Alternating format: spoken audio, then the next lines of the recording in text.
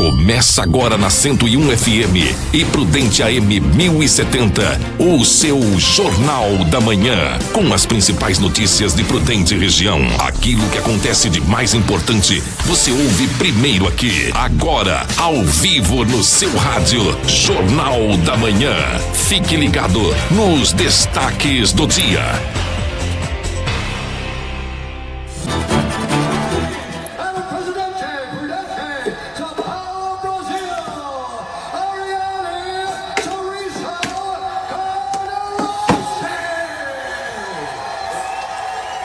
Sete horas, 2 minutos. Bom dia, hoje é segunda-feira, dia 26 de abril de 2021. Eu sou Joelton Carlos, nós vamos juntos até às 7 horas e 30 minutos com o Jornal da Manhã, edição local e regional.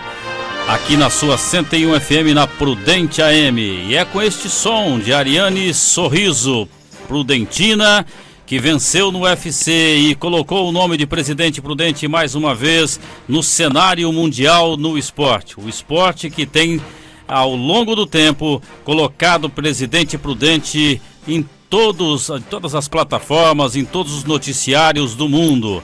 A medalha olímpica, a medalha de prata, as medalhas do esporte paraolímpico.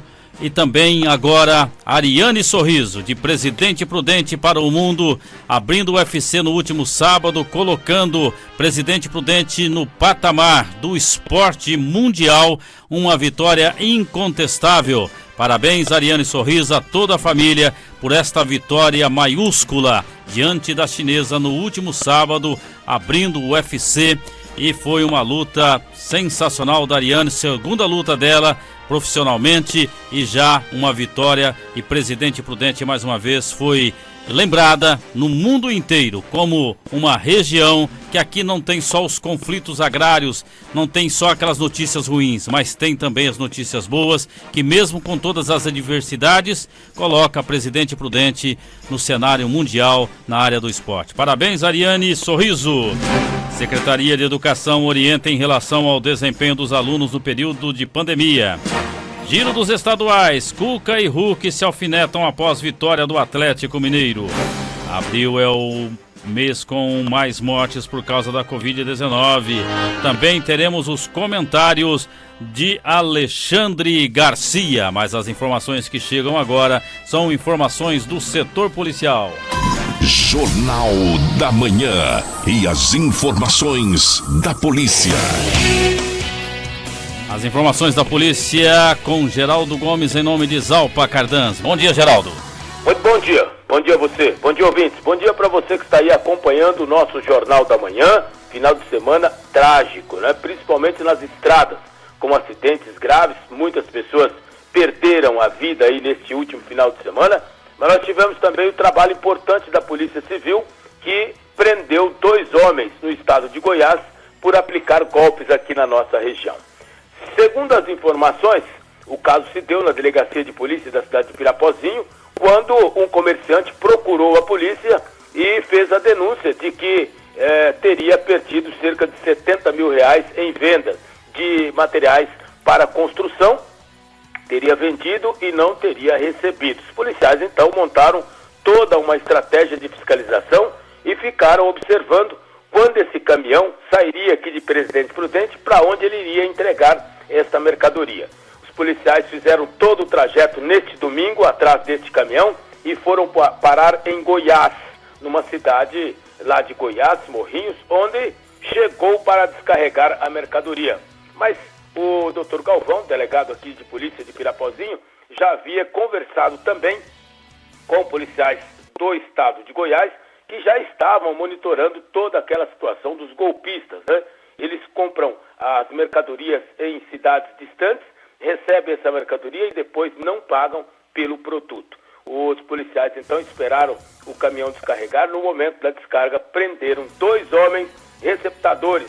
São as pessoas responsáveis aí por este crime, né? Esse caso se deu na região de Goiás, as investigações seguem, até porque outras pessoas aqui da nossa região podem ter também envolvimento, principalmente, e outras vítimas também podem procurar a polícia e denunciar casos, né, caso haja ter caído aí neste golpe.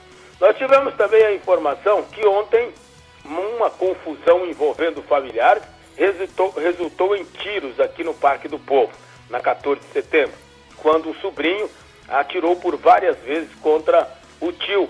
Isso foi na noite de sábado, segundo as informações.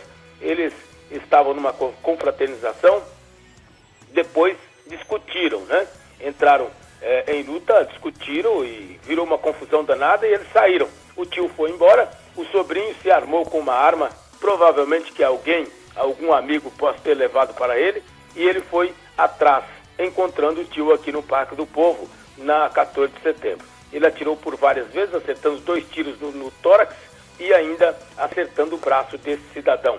Ele acabou sendo conduzido ao hospital, recebeu os primeiros atendimentos, e o sobrinho está foragido. A polícia está em busca desse cidadão. Esse caso aconteceu aqui na cidade de Presidente Prudente.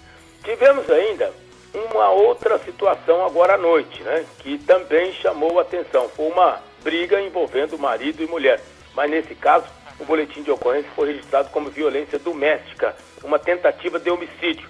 A mulher acusa o cidadão de ter utilizado uma faca para praticar uma agressão contra ela. Ela teria recebido um golpe nas costas. Já o cidadão, em depoimento à polícia, diz que nada disso aconteceu e que ele teria ido à casa dela a convite da mesa e que eles consumiram bebida alcoólica e depois de uma certa confusão o bicho pegou e aí houve todo o desentendimento.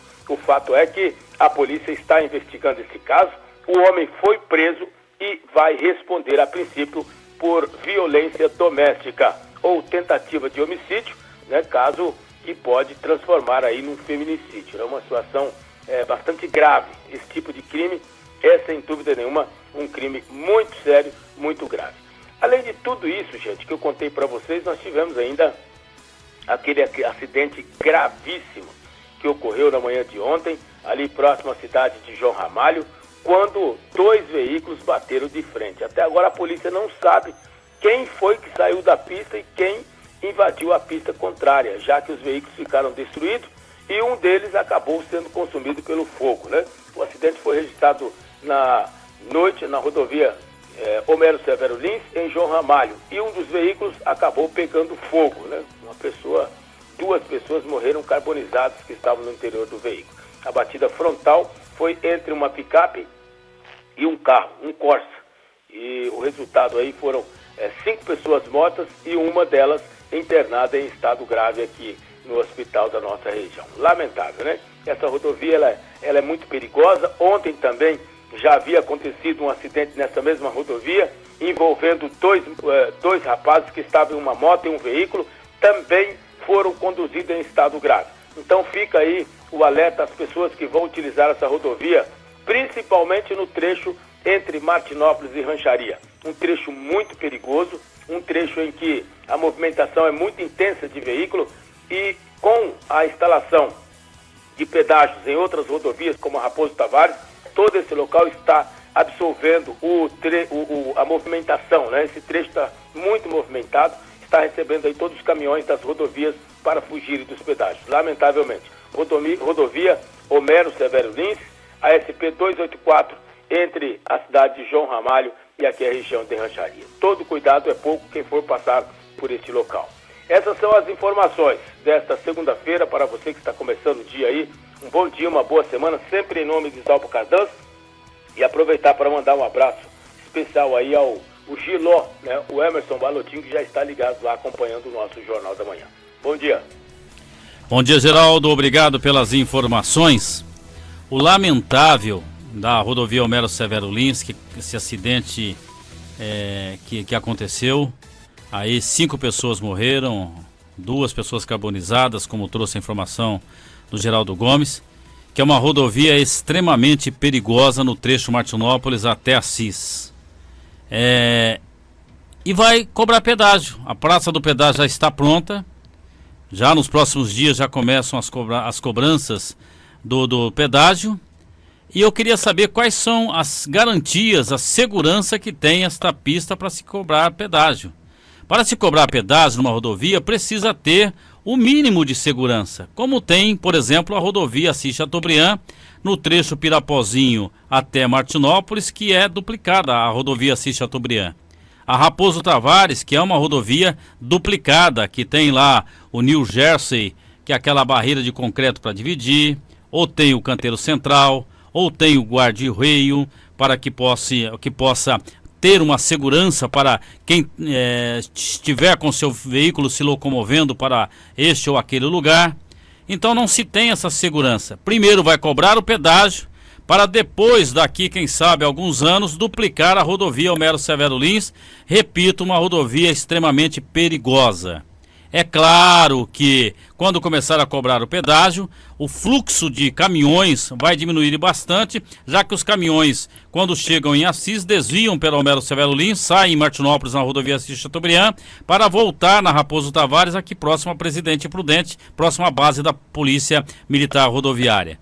Mas é lamentável que se pensa primeiro em cobrar, para depois duplicar uma rodovia, repito, extremamente perigosa. Quantas pessoas terão ainda que morrer para que as pessoas possam entender que uma rodovia como essa não se pode cobrar pedágio, pelo menos enquanto não se duplicar. A colisão frontal, segundo os especialistas, eu já cobri vários acidentes como repórter, e os especialistas dizem que soma-se as duas velocidades. Suponhamos que os dois veículos que colidiram frontalmente, não estou dizendo que é esta velocidade, mas suponhamos que os dois estivessem a 80 por hora cada um. 80 com 80 são 160 quilômetros. 160 é a velocidade, o impacto que teve a batida, a colisão frontal, que geralmente nas colisões frontais, com a velocidade acima de 50 quilômetros por hora, as consequências são gravíssimas, segundo os especialistas. Quem está dizendo isso não sou eu, são os especialistas. Então é lamentável que se vá cobrar pedágio numa rodovia que tem pista simples e é uma rodovia extremamente perigosa. Vamos agora trazer aqui a atualização da Covid-19. O boletim foi atualizado no sábado às 16 horas e 57 minutos. Casos curados são 19.349, notificações 63.994, descartados 41.392, aguardando o resultado, 162 resultados estão aguardando aí para positivo ou negativo, hospitalizados agora são 155, confirmados 20.195 e os óbitos aí subiu para 525 em Prudente. Essas informações você pode encontrá-las no Inova Prudente /coronavírus e no Prudente News, o mais novo portal de informações de Presidente Prudente e região. Sempre prestados aí pela Secretaria de Saúde e Vigilância Epidemiológica. Secretaria de Educação orienta em relação ao desempenho dos alunos no período de pandemia. Jonatas Caetano. A Secretaria Municipal de Educação de Presidente Prudente divulgou dados sobre a participação dos alunos no ensino remoto.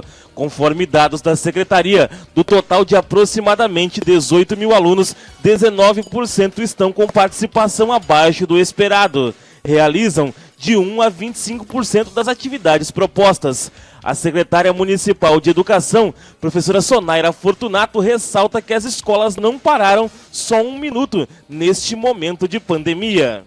Sim, né? Na verdade, prioridade hoje é a saúde, né, Jonathan?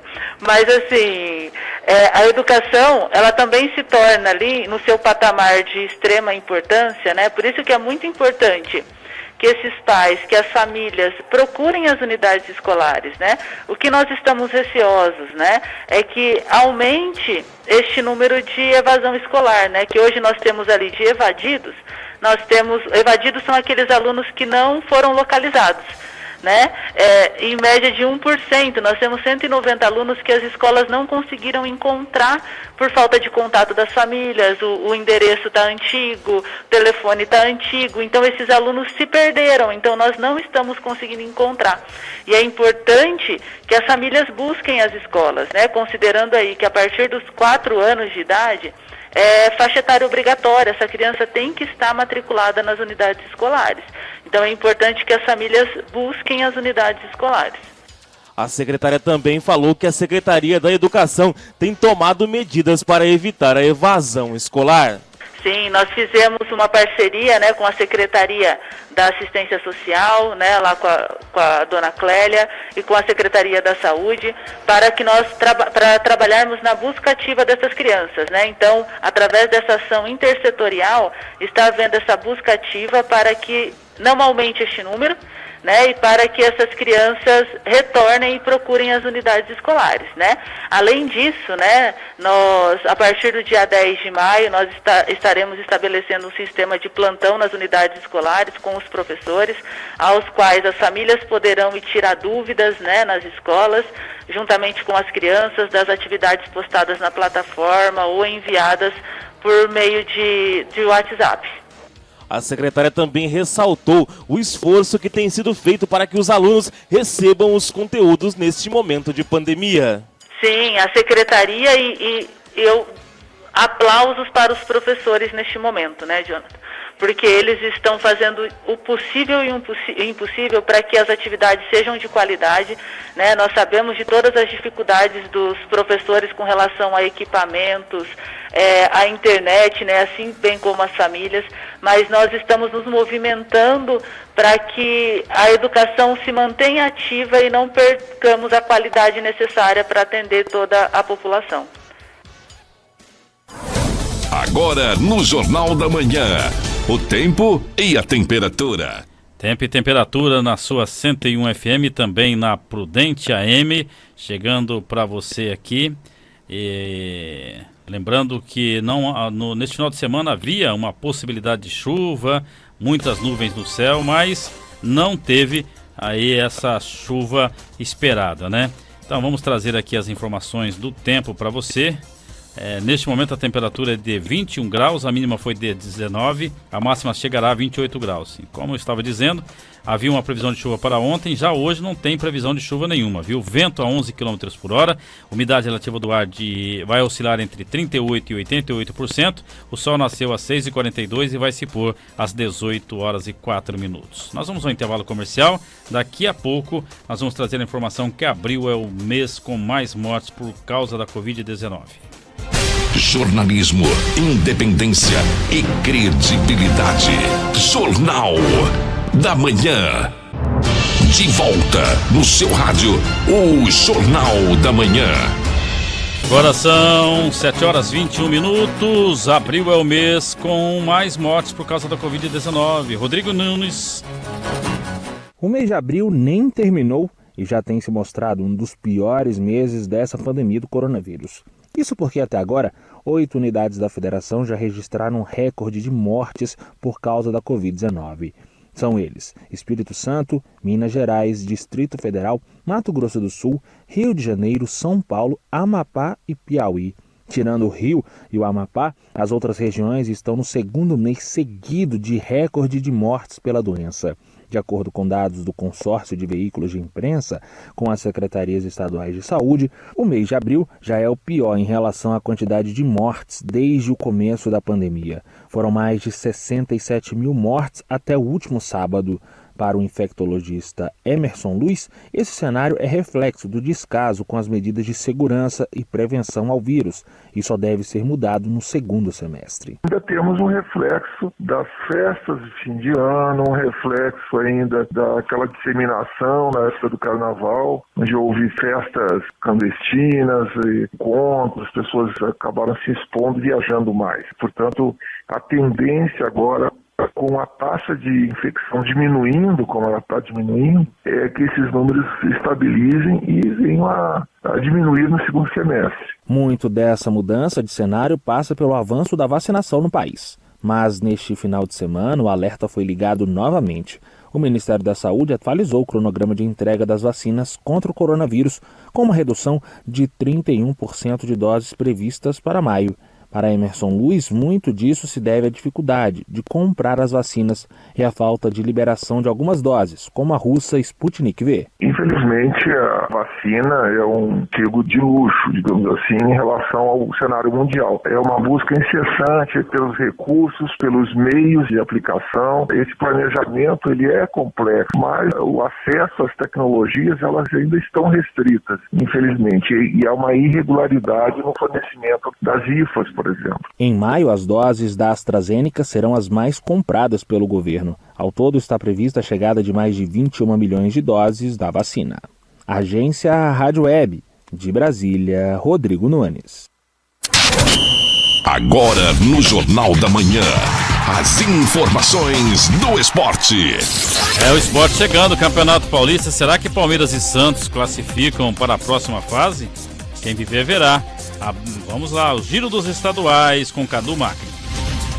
Os campeonatos estaduais pelo Brasil estão chegando na reta final. Em Minas Gerais, Atlético, Cruzeiro e América, conforme o esperado, se classificaram para as semifinais. No último sábado, o Galo derrotou o Atlético por 1-0, mas o principal tema da entrevista coletiva pós-jogo foi o atacante Hulk, que reclamou publicamente do pouco tempo de jogo que tem recebido. O técnico Cuca rebateu o jogador. A sequência de minutos, isso é uma coisa recíproca, né? Você dá essa sequência de minutos quando você tem o jogador te dando todo o respaldo, né? Não que ele não esteja dando o respaldo, mas eu junto dele eu tenho o Savarino, que joga por ali, eu tenho o Savinho, eu tenho o Sacha, eu tenho o Vargas. Então são disputas que ocorrem, né? Eu tento ser o mais correto com todos possível, né? Mais coerente também. O Atlético, que ficou em primeiro lugar na primeira fase, vai enfrentar a Tombense. Já o Cruzeiro fez 4-0 na Patrocinense e avançou no terceiro lugar e agora vai encarar o América Mineiro. No Campeonato Carioca, os classificados também estão definidos. O Flamengo, além da vaga para a semifinal, conquistou também a Taça Guanabara, ao derrotar o Volta Redonda no Maracanã por 2-1.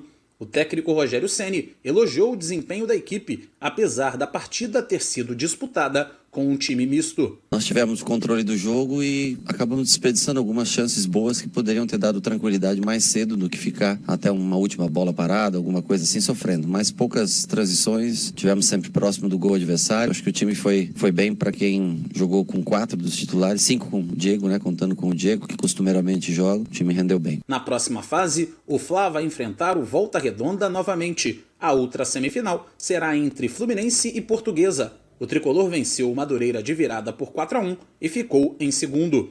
No Rio Grande do Sul, o Grêmio confirmou o primeiro lugar na primeira fase, depois de vencer o Ipiranga, fora de casa por 3-2, na estreia de Thiago Nunes, no comando técnico do tricolor gaúcho. O treinador analisou a atuação da equipe. Estou muito feliz com a nossa equipe porque competiu, teve espírito, lutou, não desistiu. Segundo tempo entendemos um pouco mais como é que era o jogo, um jogo muito físico, né? E aí até por isso também da característica da nossa equipe ter mudado um pouco, mas muito satisfeito, né, pelo rendimento, pela doação dos atletas e principalmente pela vitória que nos consolida a liderança dessa primeira fase. O giro dos estaduais fecha em São Paulo. No clássico da rodada, Santos e Corinthians utilizaram reservas na Vila Belmiro. E quem levou a melhor foi o Timão, que fez 2-0 e voltou a vencer o rival fora de casa depois de 7 anos. Já o Palmeiras perdeu para o Mirassol do Allianz Parque por 2-1 e segue longe da zona de classificação. A rodada foi finalizada em Itu, onde o São Paulo venceu o Ituano